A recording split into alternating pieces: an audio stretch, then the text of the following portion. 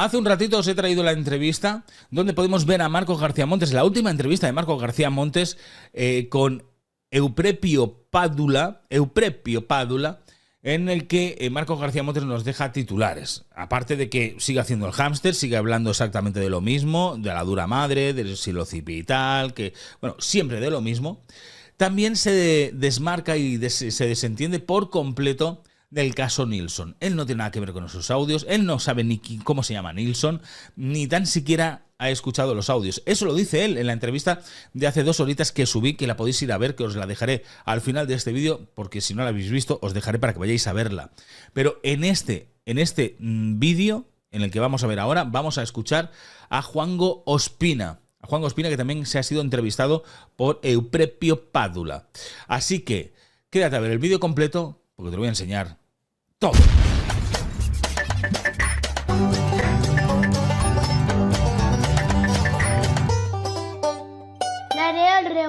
Muy buenas a todos y a todas y muchísimas gracias por estar otro día más aquí en el canal, en Darío Rewind.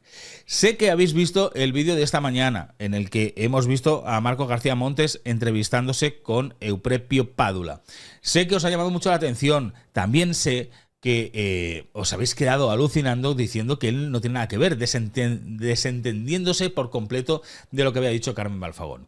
Pero vamos a escuchar en este vídeo la misma entrevista, o sea, por parte de Pádula, pero esta vez a Juanjo Ospina, que tiene también muchas cosas que decir. Y ojo, con Juanjo Ospina es verdad que han hablado casi desde el principio del caso Sancho.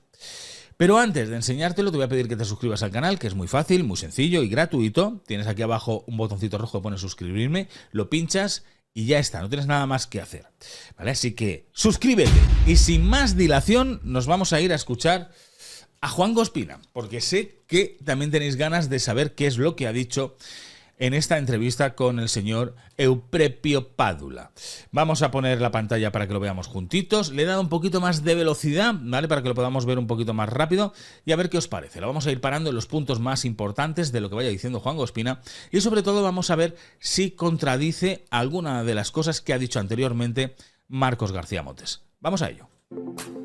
Bueno, os había prometido que el primer programa de esta temporada iba a tener invitados muy especiales y muy de actualidad y empezamos inmediatamente con uno de los casos, yo diría, de actualidad más mediático, más duros, porque es su rayo más duro que hemos vivido en los últimos meses, en el último año, que es el caso de Daniel Sancho. Y empezamos con una entrevista con el abogado que ha llevado la defensa, con la familia de Edwin Arrieta. Voy a hacer un pequeño resumen antes de empezar la entrevista con Juanjo Ospina, para contaros un poco, aunque todo conocéis este caso. Ha pasado ya más o menos un año desde el asesinato y descuartizamiento del cuerpo de Edwin Arrieta a mano de Daniel Sancho, el 2 de agosto de 2023 en Tailandia. Al día siguiente, el día 3, Sancho denunció su desaparición. El 4 empezó la investigación policial y el día 5, Daniel Sancho confesó su culpabilidad. Y el caso se hizo, como sabéis, público, muy público, especialmente mediático en España y no solo. Desde su entrada en prisión preventiva, en aquellos momentos, este caso ha puesto a este joven en el foco mediático, hijo del actor Rodolfo Sancho y nieto de Sancho Velasco. Hoy, con Juanjo Ospina, te agradezco mucho que estés aquí, Juanjo, quiero realmente hablar de este caso, saber un poquito cómo lo has vivido, saber cómo lo ha vivido la familia de Edwin Arrieta, porque a veces, y te lo reconozco, como abogado, no como periodista y opinionista, reconozco que los últimos días, para mí, viendo la tele, ha sido muy duro escuchar opiniones, a veces falsedades, a veces improvisaciones, a veces, yo diría, frivolizaciones de un caso que es tremendo y que desde luego para mí tiene como objetivo hablar de una sentencia que creo que es bastante clara. Tú eres además un abogado con muchos años de experiencia, pese a que eres muy joven, con casos muy duros que has llevado, algunos mediáticos, estás acostumbrado a las cámaras y a mí me gustaría, para empezar, saber qué ha representado para ti este caso que llevas llevando desde hace un año. Pues muchas gracias, Euprepio, por darme la oportunidad de estar en tu programa. Y como bien sabes, hemos tenido yo la suerte de haber coincidido contigo en diferentes platos de televisión y de escucharte con mucha atención y observarte con mucha determinación para aprender y poder desarrollarme de la mejor forma posible ante los medios de comunicación. Me preguntabas, para ir a grano, sobre qué ha significado para nosotros este caso. Este caso ha sido, yo creo que sin género de dudas, un antes y un después para mi vida personal y para mi vida profesional. Para mi vida personal ha significado tener que saber y aprender a llevar una fuerte presión mediática desde la perspectiva personal, familiar. Es un procedimiento que te arrasa como un torbellino. Yo creo que llegaba un momento en que quería psicológicamente decir, ¿dónde está la pausa? ¿Dónde está la pausa? ¿Dónde está el stop? Ya hablaremos de ello, ¿no? Pero hubo un episodio, creo que de la primera semana del juicio en Tailandia, en donde la presión mediática pesaba muchísimo. Yo nunca pensé que eso psicológicamente podía afectar tanto y sobre todo la necesidad de estar muy concentrado y saber hilar muy fino tus respuestas y siempre lo que esperaba de ti, la familia Arrieta, como sí, que es tu cliente, la propia audiencia. Desde una perspectiva profesional, tú lo acabas de decir, había personas que hacían muchos comentarios insensatos, inclusive como que hace un abogado penalista español en Tailandia, y yo creo que la historia y al final los hechos han puesto a cada uno en su sitio. Nosotros llegamos a este procedimiento por una cuestión de la providencia o del destino, y nuestro fin primordial, para que la audiencia lo entienda, ha sido coordinar la estrategia de acusación con los abogados de Tailandia. Nosotros representábamos a una familia muy humilde, una familia trabajadora de un pueblo no con muchos habitantes del norte de Colombia, Lorita, en una tragedia que había arrasado sus vidas. Pasaron de la noche a la mañana a estar en el foco mediático de la opinión pública mundial. Es que es tal cual. Pasaron de ser nadie a que todo el mundo lo señalara y a quedarse totalmente arruinados. Y luego está la periodista esa en la que aparece en televisión diciendo que tampoco se le va a echar la culpa a Daniel de que la familia de Ewin dependieran de Ewin. Menuda jeta tienes, tío. Menuda jeta tienes. Esa señora, la verdad que lo subí en un vídeo hace poquito. Lamentable también ese punto de vista y esa apreciación. Pero bueno, totalmente cierto, ¿eh? Arrasaron con la vida de la familia de Arrieta. Mundial, y sí significó una fuerte presión para mí como profesional del derecho que estaba acostumbrado a las cámaras. Claro. No me quieren imaginar para ellos que nadie les ha preguntado, y sobre todo, Euprepio, un servidor, inclusive tú, has tomado la determinación de estar aquí entre las cámaras. Ellos no, nadie les preguntó. No. A ellos les vino absolutamente de forma improvisa, sin saber absolutamente nada de lo que está pasando. Exacto. Entonces, desde el punto de vista profesional, como síntesis, y luego vamos a ello, nosotros lo que hicimos fue buscar un despacho de abogados en Tailandia, primero en Bangkok. Es decir, llegaron primero a ti. Claro, nosotros, si quieres ir ahí... ¿Puedes contarnos cómo llegaron, qué referencias tuvieron tuya, por qué te llamaron a ti? El 2 de agosto del año 23 soy un espectador más de esta tragedia que arrasa en los medios de comunicación. Primero me acuerdo que leí que habían aparecido restos humanos en el vertedero, en el basurero municipal de Copangán. Entonces te llama poderosamente la atención, ¿no? Qué historia tan macabra. Luego, posteriormente, ya un español detenido ante la aparición de este cadáver y todo lo que vino después. Yo, que soy nacido en Colombia, abuelo malagueño, por lo tanto hispano-colombiano, me dice mi socia del despacho, me ha dicho, oye, Juanjo, tú que tienes contactos en Colombia, ¿por qué no intentas buscar a alguien para llegar a la familia? Y yo fui tajante con este tema. Yo le dije, mira, Beatriz, ofrecer tus servicios en un momento de drama no es propio de un abogado en el sentido amplio de la palabra. Si al fin y al cabo van a venir a nosotros, que sea la provincia la que llegará. Y así fue. A la vuelta de las vacaciones, todo el mes de agosto, septiembre, un buen amigo periodista de Televisión Española, por cierto, me llama y me dice, Juanjo, vamos a traer a Darlene Arrieta a uno de nuestros platos de televisión el lunes. Ella está muy preocupada por todo lo que está pasando en los medios de comunicación, donde se injuriaba, inclusive se calumniaba y se dañaba el honor de su hermano. Está buscando un abogado que pueda coordinar y asesorarles y ayudarles en esta tempestad. ¿Te gustaría reunirte con ella? Pues por supuesto será un gran honor, ¿no? Pero como un cliente más. Y esa tarde, Darlene vino al despacho. Yo me acuerdo de ese día en Televisión Española, que aquí también lo estuvimos comentando, en el que ese día en Televisión Española, o al día siguiente en Televisión Española, ya aparece Juanjo Espina como abogado oficial de la familia Arrieta en España. Porque Darlene acaba negociando, no negociando, porque al final lo han hecho altruistamente, también es gratuito, pero se ofrece a defenderlos.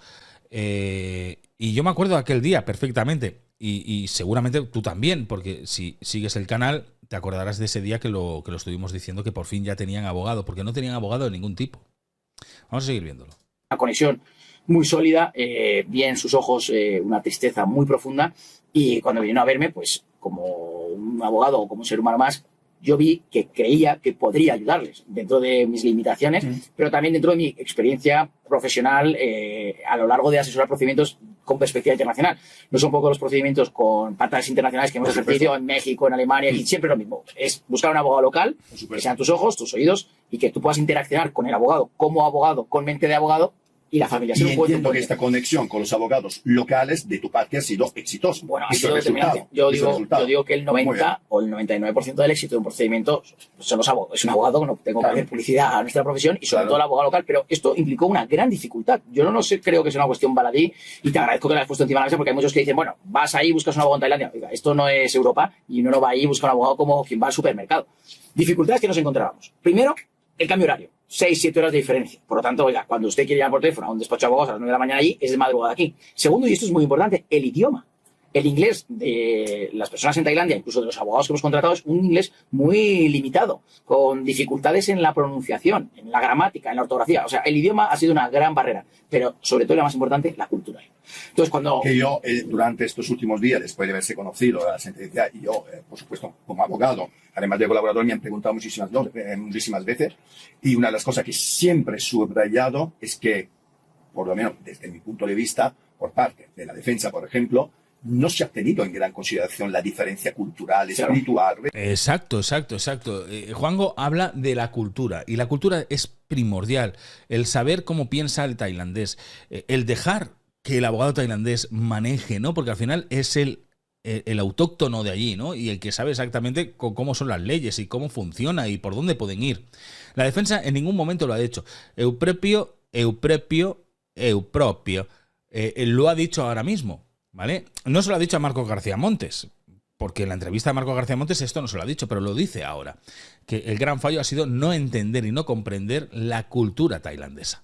Religiosa de todo tipo que hay entre la cultura española, europea, cristiana y la cultura tailandesa. Es absolutamente brutal. Por supuesto, influye también en el código penal y en el derecho penal. Me río con simpatía porque es la primera persona a quien la he escuchado, además de a mi padre, hablar de la diferencia religiosa. Por supuesto. Que no es una cuestión superflua. El budismo, el hinduismo, bueno, pues por supuesto, ¿no? Y es interesante analizar cómo en Tailandia se han centrado para dictar esta sentencia condenatoria sobre todo en todos los movimientos y previos a la muerte, al asesinato, y aquí en España nos hemos centrado en los días después. Oiga, ¿por qué no se cogió un avión y se fue? Oiga, pero bueno, o en el morbo de la relación. En el morbo de la relación. Que evidentemente Tailandia ha importado nada. Bastante evidente, más bien nada, efectivamente. Sí, bueno, te decía las dificultades para buscar un despacho de abogados allí. En primer lugar, pues imagínate, viene un despacho de abogados occidental a Tailandia.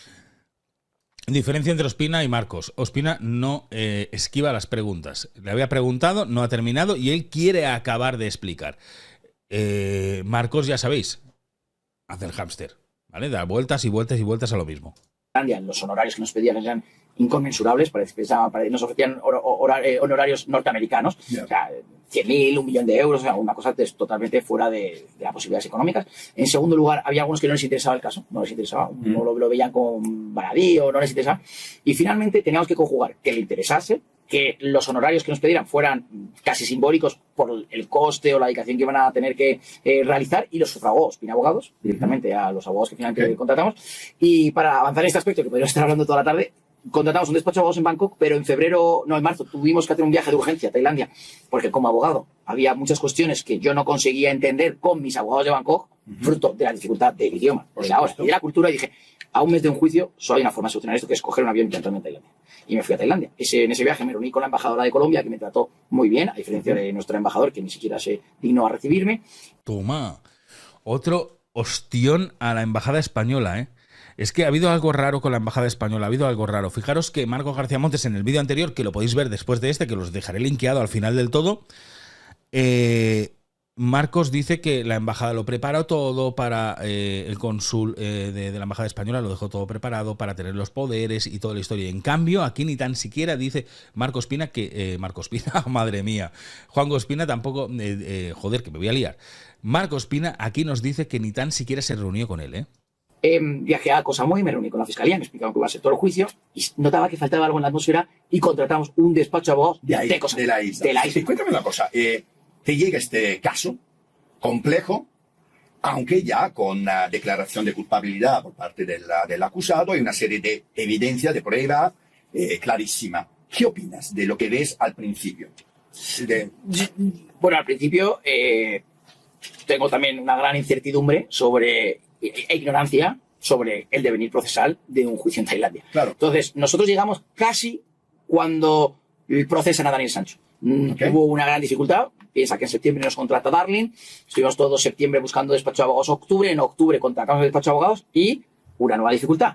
Legalizar los poderes de los papás en Colombia a Tailandia. No es ninguna broma, ¿no? La cadena de legalización, porque no había postilla de la Haya. Bueno, un drama añadido. Finalmente llegaron, nos personamos, el tribunal nos tuvo por personado y justo es cuando el fiscal presenta su escrito de conclusiones provisionales. Yo no sabía qué era lo que iba a decir Dani Sancho. Entendía, por lo que tú me apuntas, de las evidencias que existían, que tal vez se iba a reconocer culpable de todo. Y yo llegué a pensar, esa mañana, se ha acabado, se va a reconocer culpable. Sí, que se iba a mantener la primera declaración que hizo. Y se acabó, porque si él se hubiera reconocido culpable del descuartizamiento, del asesinato con premeditación, de destruir los documentos, se hubiera terminado ahí. Le hubieran puesto la cadena perpetua y se acabó el daño y la presión mediática y todo. Pero es cuando, por sorpresa, y he de decirlo, deciden no reconocer culpable del asesinato. A ver, a Juanjo dice que le pilla por sorpresa. Yo creo que al resto no nos pilló por sorpresa porque ya estaban diciendo en España, en los medios de comunicación, que si había habido una violación, intento de violación, que si se había intentado defender, que si le había mordido. Yo creo, ahora no sé decirlo exactamente, pero yo creo que yo ya sabía o intuía que Daniel se iba a declarar no culpable de alguna de las cosas que se le iban a imputar. Y yo creo que vosotros también, ¿no? Porque por todo lo que habíamos visto en televisión, creo que dejaba bastante claro que la defensa iba a ir por ahí, a que se declarase no culpable. En contra de lo que mis abogados de Tailandia, a quienes yo les había preguntado, oye, ¿crees que creen que va a ocurrir? Me dicen, oye, Ospina, creemos que se va a reconocer culpable. Y que van a negociar, sorpresa. de alguna forma. Y llega la sorpresa. Y entonces yo creo que por ese entonces llegan los nuevos letrados que le representan desde España, renuncian los dos abogados que ha tenido previamente, Daniel Sancho, y hace un giro de 180 grados el caso. Y es cuando empieza pues ese aluvión, yo siempre lo he dicho, de información en España, diferente a la realidad procesal de Tailandia, y en lugar de buscar un acercamiento, una empatía, y lo he dicho en algunos medios de comunicación, y en lugar de estar hablando hoy de cómo va a venir Daniel a cumplir su pena en España, que era lo más importante al final. Bueno, yo creo que sí, que era donde teníamos que estar. Yo creo que el derecho penal y los profesionales tenemos que discernir de lo racional, de lo pasional, y yo he hecho en falta una llamada de teléfono. Es decir, que en realidad llegó un momento en el cual, por las razones que sea, los abogados de la defensa consideraron que sí que se podía conseguir una sentencia incluso exculpatoria. Sí, entiendo. Exculpatoria, es que fue así, es que ellos mismos lo dijeron. Una absolución, lo dijo Daniel.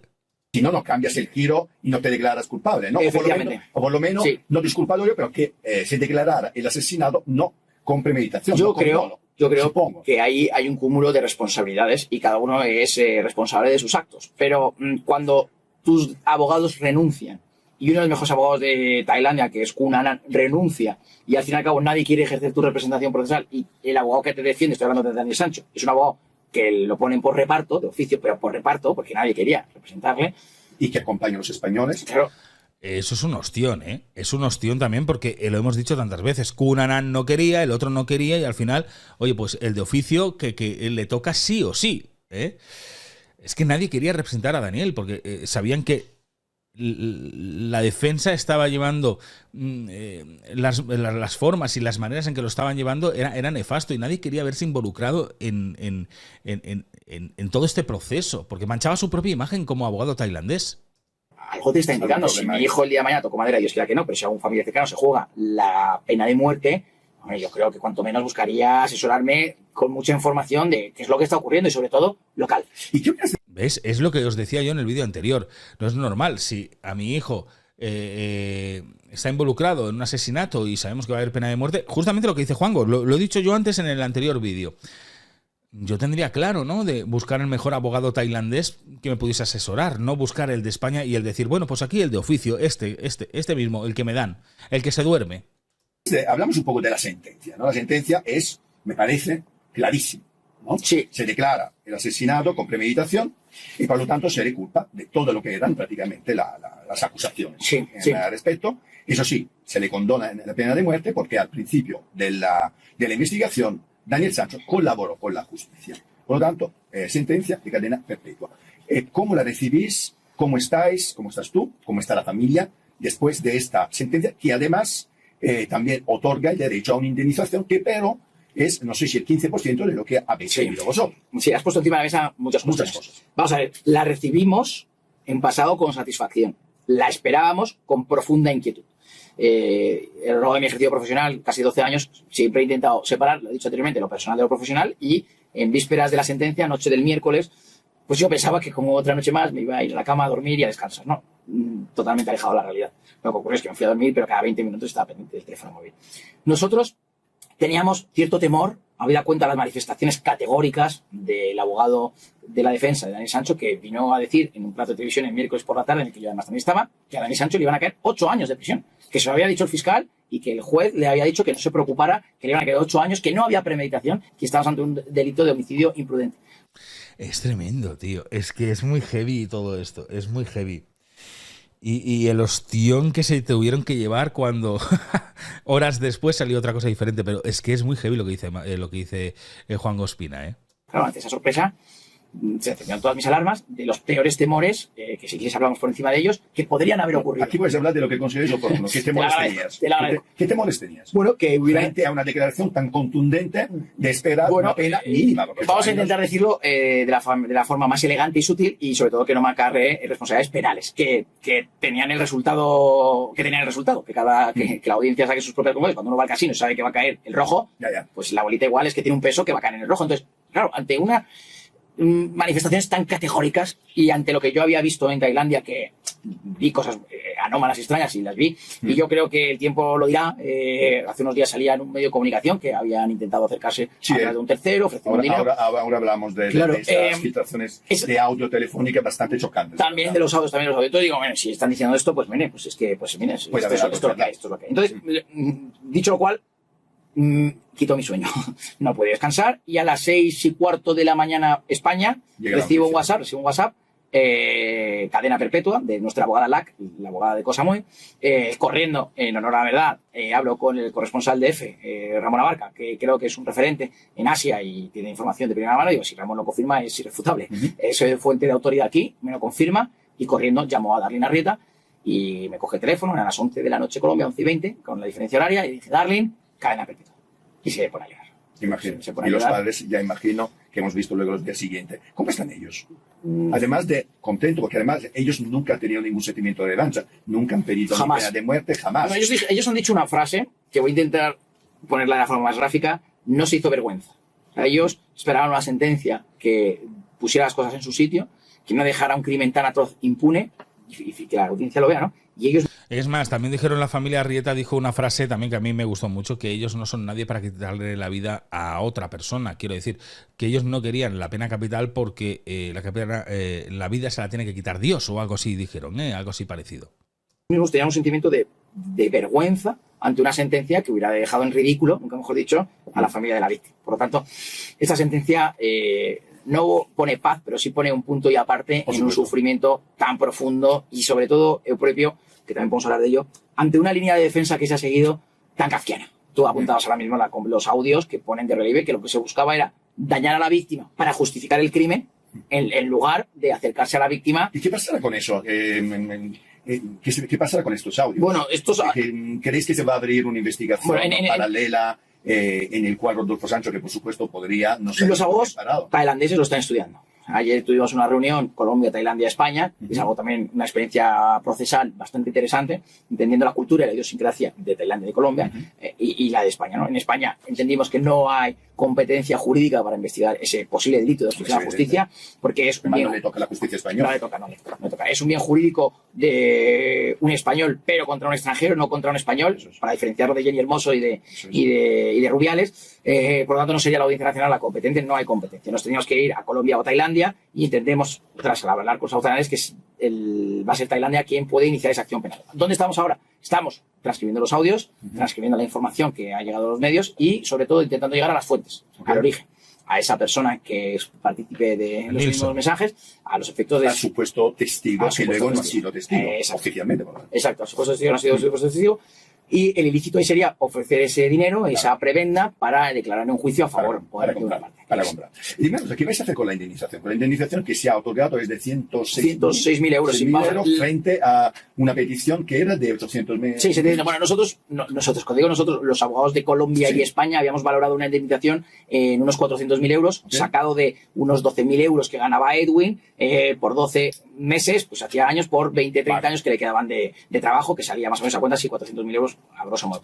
Los abogados de Tailandia lo aumentaron en su propia libertad, independencia y autonomía, porque lo consideraron oportuno, y uno tiene que saber respetar a cada uno en su trabajo. Yo dije, oiga, la familia está satisfecha con esta cantidad que hemos pedido. Por lo tanto, no la vais a recurrir. No, vais a aceptar la cantidad que se ha decidido y ya está. No, en relación a lo que han impuesto en sentencia, tenemos que entrar a analizar bien la sentencia. Todavía no hemos podido acceder a este documento, los abogados de allí sí, no lo hemos tenido nosotros, y tenemos que ver, por lo que tú y yo hablamos anteriormente, cómo ha llegado ese juez a esa convicción. Eso es. Entonces, si entendemos que es una conclusión que puede corregirse y los abogados de Tailandia nos invitan a corregirla, lo recurrimos. Si ellos nos dicen, oye, Ospina, no hay por dónde cogerla, está muy bien motivada, pues vais a quedar satisfechos. Y dime una cosa, si sabe algo, que claro, se ha especulado más en tertulia, más en conversación telefónica, casi siempre muy frívola, de lo que ha sido el móvil del crimen. En el juicio no. Vamos a ver. Es porque no ha importado. En realidad, no ha importado. No, con la cultura y la religión. Exacto. Todo esto no ha influido en absoluto. No ha influido en esto. Y también, para que la audiencia lo entienda, una cuestión es, ¿quiénes son nuestros canales para interaccionar con el tribunal? En el caso de Arrieta, era un servidor y sus abogados de Tailandia, lo cual yo le digo, oye, mete este escrito a la corte, me enseñan el escrito, lo metí a la corte, y en el otro lado era pues su defensa, el abogado Aprichar, que es el que pusieron, y la corte. Entonces, todo lo que se decía en muchos medios de comunicación en España, yo sabía que no estaba ocurriendo en Tailandia. Cuando se hablaba de, pues de dañar a Edwin Arrieta sobre estos testigos falsos, eso en el caso no estaba. Cuando se hablaba de sus viajes o no viajes. Si ha habido dinero gastado en ese sentido, ha sido a fondo perdido. A fondo perdido, y además que no era una realidad del sumario. Claro, entonces, nosotros, tal vez un servidor con mente más occidental, sí que aportamos esos justificantes de pago que hizo Edwin a Daniel y que le había enviado durante varios meses para nosotros autojustificarnos de ese posible móvil. Oiga, mire, nosotros entendemos que Edwin le prestó un dinero a Daniel. Y ahí tenéis las pruebas. No se lo quiere devolver y ha acabado con su vida. Desde un punto de vista de móvil criminológico, mi convicción como abogado penalista en España es que Edwin venía a vivir a España en septiembre y entiendo que la persona condenada determinó que no quería que esto fuera así, porque se iba a salir, me imagino, de su zona de su confort y llegó. Eso es. Lo que hemos dicho aquí en varias ocasiones y en lo que detalló Joaquín Campos hace muy poquito en ese escrito que realizó, en esa noticia que sacó, en el que decía que iban a hacerse pareja de hecho, que iban a ser pareja completa y que por eso le iba a pedir el compromiso en Tailandia. Es que encajaría totalmente y entonces, claro, rompe su zona de confort, tiene que devolver el dinero si dice que no. Ya sabéis perfectamente lo que pienso, que lo he dicho en varias ocasiones. Muy bien. ¿Qué has aprendido, Paco, de este caso? Muchísimas cosas. A ver, es una gran pregunta que me coge ahí desprevenido. Vamos a ver, hay que respetar todas las culturas, hay que trabajar con paciencia, hay que, por supuesto, perseverancia. Todo se puede enredar, todo puede salir bien, pero siempre puede haber una letra pequeña que te puedes encontrar a lo largo del camino. Mi trato con los medios de comunicación ha sido muy positivo. Yo creo que he empatizado con ellos. Cuando estuvimos en Koh Samui la primera semana, pobrecillos, lo digo con cariño, es decir, estaban desde las 8 de la mañana a 40 grados de temperatura hasta las 8 de la noche de pie, aguantando todo el sudor para encima tener el cerrón informativo y tener que entender que para muchas personas consideran que son enemigos, y yo creo que la información veraz es un aliado, y sobre todo, oye, gracias a esos corresponsales que están en el otro lado del mundo para que aquí pues la opinión pública pueda tener su propio criterio. Yo creo que el aprendizaje ha sido muy importante y sobre todo, más que un aprendizaje universitario, una experiencia vital inolvidable. Y dime una cosa, ¿qué crees que va a pasar en la apelación si se llega al Tribunal Supremo? ¿Tú crees que buena pregunta hay posibilidad de cambios en la sentencia? Yo creo que la sentencia que ha dictado un juez, corroborada ya por 5 jueces, que son los propios jueces que van a analizar ese posible recurso de apelación, además en la ley tailandesa solo caben apelaciones por causas muy excepcionales, estoy convencido que el fallo no se vaya a... ¿Crees que incluso que podría no haber apelación? No, yo conociendo la personalidad de los actores, nunca mejor dicho, van a recurrir. Okay. Claro, van a recurrir, pero volvemos otra vez a lo mismo. No han entendido todavía cómo es la cultura tailandesa. No lo han entendido. Y entonces van a recurrir y a ver qué ocurre. Y a ver qué ocurre. Ya no digo que le vayan a reducir la pena de Daniel, sino que se la vayan a ampliar. Pero tú no crees que pueda haber, que hay yo, posibilidades de cambios. Por la información que me han dicho siempre en Tailandia, es que ese fallo no se va a modificar. Por lo tanto, creo que el futuro de Daniel no. Veremos, pero tú estás contento. Y la familia de Edwin Herrera está satisfecha. Ahora tienes, mira, nosotros acabamos todas las entrevistas con un minuto que yo dejo, o algo más, a nuestros invitados para dirigirse al público directamente y decir lo que consideras oportuno. Pues muchas gracias, Euprepio. Este minuto de cierre, agradecerte a ti por la oportunidad que me has dado de poder dirigirme a la audiencia y haber tenido esta charla tan enriquecedora. Quería darle las gracias a todas aquellas personas que nos han apoyado en redes sociales, con mensajes cariñosos, en los momentos más difíciles, en momentos más complicados, en donde se puso en entredicho prácticamente todo, se dudó de la familia Arrieta, incluso de nuestro trabajo, porque yo creo que esos mensajes han tenido su calado, han sido un aliento de esperanza cuando existía oscuridad, y creo que es de justicia dedicarle este mensaje a todas aquellas personas que han empatizado y que le han enviado fuerza y aliento a la familia Arrieta.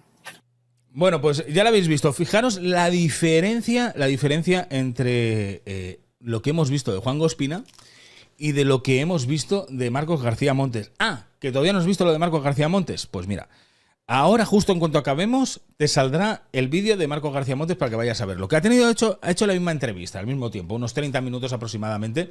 Pero fijaros que lo de Marcos García Montes es hacer el hámster todo el rato allí en la jaula y dando vueltas y vueltas y vueltas y vueltas y vueltas a lo mismo, a lo de siempre. No te va a sorprender. Y además, una de las cosas que creo que sí te va a sorprender es cómo se aparta, se intenta desvincular por completo de Carmen Barfagón en el tema de los audios. Pero bueno, eso lo vais a tener ahora. No sé qué pensáis de este vídeo que habéis visto ahora de Juanjo Espina. Para eso ya sabéis, aquí abajo en la cajita de comentarios me decís lo que pensáis. Y poca cosa más, que nos vemos en el próximo vídeo. Un besito, que si os quiere, que esta patata me peta. Chao.